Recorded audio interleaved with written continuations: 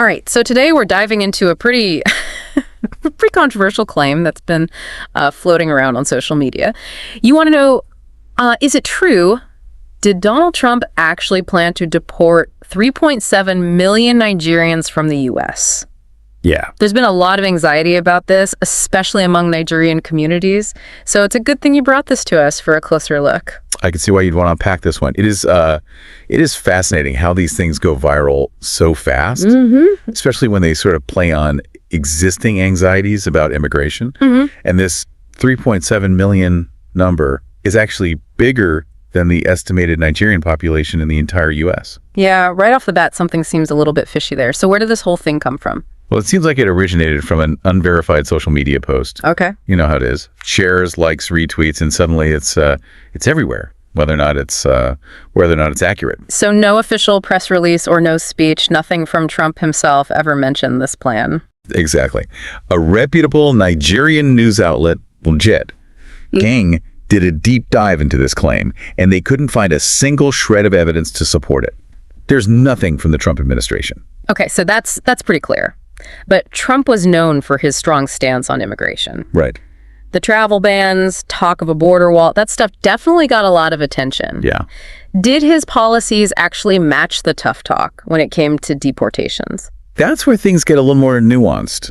While the rhetoric was certainly strong, his actual deportation numbers were surprisingly lower than Obama's. Hold on, lower. Didn't Obama have a more welcoming image when it came to immigration? That's the perception a lot of people had. Yeah. But over 3 million deportations actually happened under Obama's presidency. Wow. That was significantly more than under Trump. It makes you wonder, right? It really does. So what accounts for that difference? Well, did Trump's policies focus more on preventing people from entering the country rather than deporting those already here? Yeah, that's definitely a factor. A lot of his efforts went into border security, visa restrictions, making legal immigration more difficult. That might have indirectly led to fewer deportations just because there were potentially fewer undocumented immigrants entering the country. That's a really interesting point. So it wasn't necessarily about being softer on immigration, but more of a shift in strategy. Exactly. It's a reminder that just looking at deportation numbers doesn't give you the whole picture. Yeah. We need to look at the broader context of the policies and the various factors that influence immigration trends. Absolutely. There's always more to the story than meets the eye, especially when it comes to something as complex as immigration. So if Trump wasn't actually deporting millions of Nigerians, why do you think this claim gained so much traction? Well, it's likely a combination of factors. Misinformation spreads quickly online, especially when it plays on pre-existing anxieties. Right. In this case, concerns about immigration, discrimination, the treatment of minority communities in the U.S. might have fueled the spread of this claim. Yeah, it seems like anything, even if it's false, if it plays on people's fears or biases, it can really gain traction. Yeah, you hit the nail on the head. It's a reminder that we all need to be critical consumers of information, especially in this age of social media. Speaking of communities, the Nigerian community in the U.S. has faced a lot of scrutiny over the years. Yeah, it's true. They're often stereotyped and misrepresented in the media and public discourse. Yet they're actually one of the most successful immigrant groups in the U.S. They excel in fields like healthcare, technology, and education. Absolutely. They make incredible contributions to American society. And this viral claim, unfortunately, just paints them in this really negative light based on completely false information.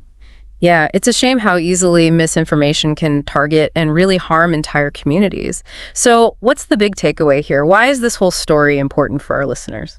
I think it highlights how careful we have to be about what we believe and what we share online. Just because something goes viral doesn't make it true. It's a really important reminder that we have to be critical about the information that we consume, especially when it comes to sensitive topics like immigration. Yeah, and to be mindful of the harm that misinformation can cause.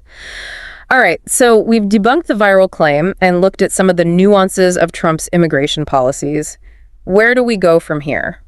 Well, I think it's important to dig a little deeper into the specifics of those policies and how they actually impacted Nigerian immigrants. Were they disproportionately affected by certain measures?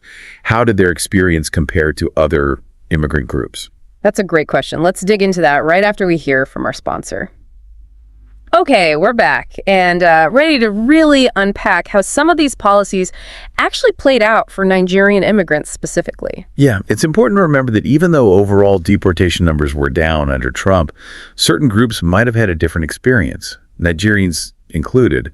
We can't just look at the total numbers. We really need to look at the specific policies. Right, because even within a larger trend, there can be these variations and impacts on certain communities.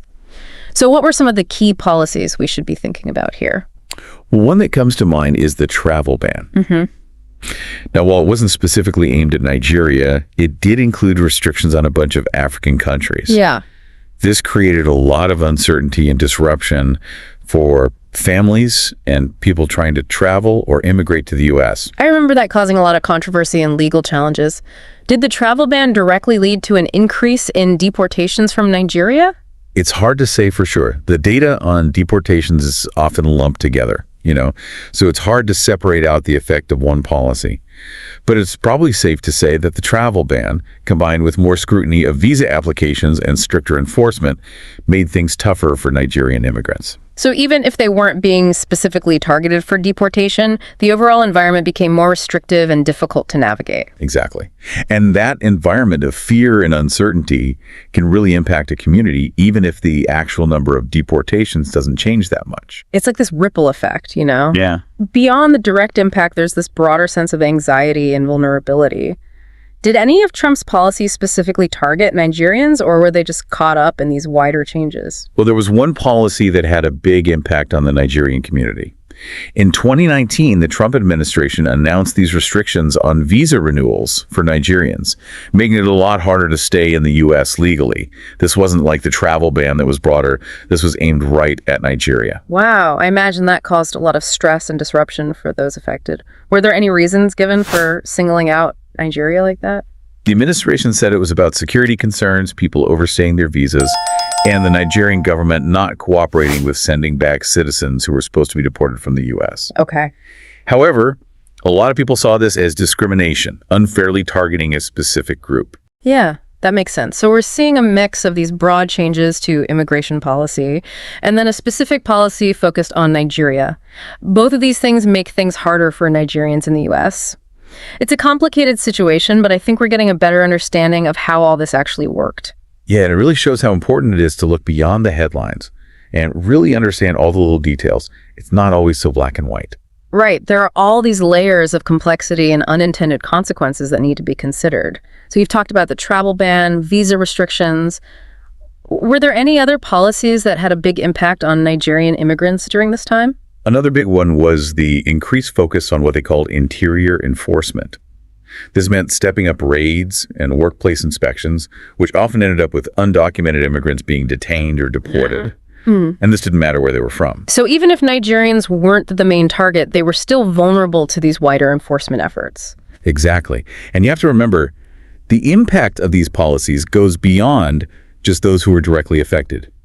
The fear of being detained or deported creates a lot of anxiety for entire communities. It's like this constant shadow hanging over their lives, impacting their sense of security.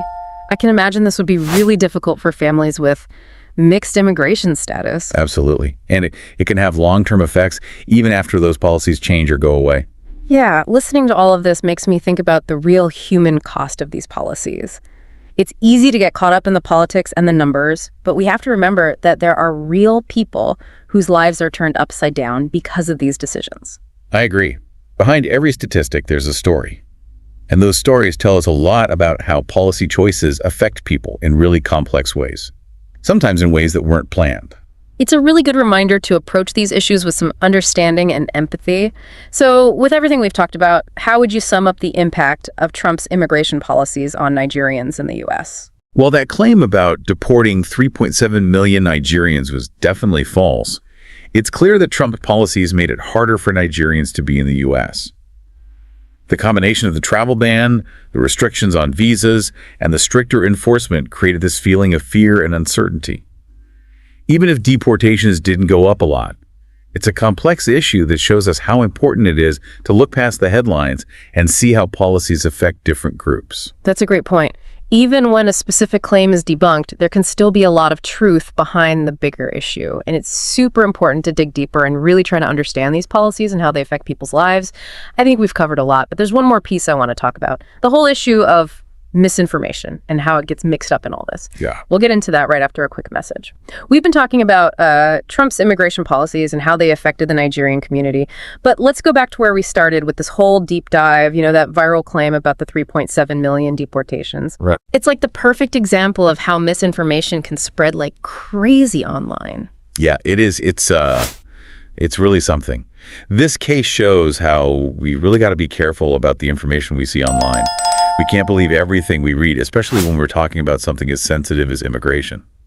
Right, because it's not just about getting the facts straight. This kind of misinformation can have real-world impacts, especially for the communities that are being targeted. Exactly. It can lead to more prejudice, create fear and distrust, and even affect policy decisions.